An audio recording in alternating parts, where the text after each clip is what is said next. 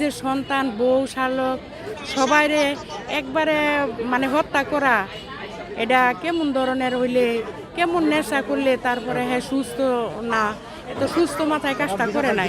8টা বাজার পর আসে দেখি আমার এই লাশ, 5টা লাশ এনে পড়ে আছে। পরে আমার থানায় যেয়ে পুলিশ নিয়ে আইছে।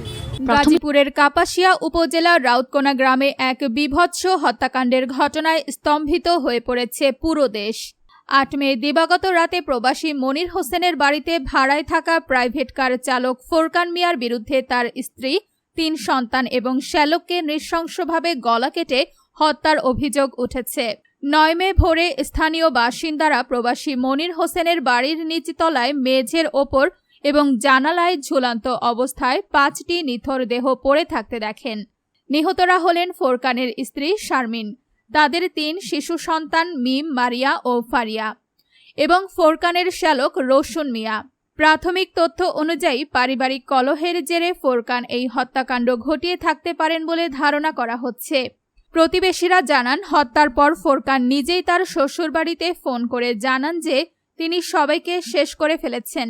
খবর পেয়ে আত্মীয় স্বজনরা সকালে এসে ঘরে 5 জনের ক্ষতবিক্ষত মরদেহ দেখতে পান। নিহতদের প্রত্যেকের শরীরে জখম এবং গলায় কাটা চিহ্ন পাওয়া গেছে। এমনকি একজনকে হত্যার পর দড়ি দিয়ে জানালার সাথে ঝুলিয়ে রাখা হয়েছিল। ঘটনার পরপরই ফোরকান তার নিজের রেন্টে কারের গাড়ি নিয়ে এলাকা থেকে পালিয়ে যান। খবর পেয়ে কাপাসিয়া থানা পুলিশ, ডিবি ও পিবিআই ঘটনাস্থলে পৌঁছে আলামত সংগ্রহ শুরু করেছে।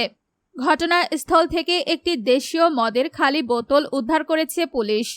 আইনশৃঙ্খলা বাহিনীর প্রাথমিক ধারণা, পারিবারিক বিবাদের চরম পরিণতি হিসেবেই এই নৃশংসতা ঘটেছে। তবে হত্যাকাণ্ডের আগে কাউকে নেশা জাতীয় কিছু খাওয়ানো হয়েছিল কিনা তা পরীক্ষা নিরীক্ষার পরে নিশ্চিত হওয়া যাবে। এই চাঞ্চল্যকর ঘটনায় পুরো গাজীপুর জেলায় শোকের ছায়া নেমে এসেছে। ঘাতক ফোরকানকে গ্রেফতারে জোর তৎপরতা চালাচ্ছে পুলিশ। স্বজনদের কান্নায় ভারী হয়ে উঠেছে রাউতকোনা গ্রামের বাতাস।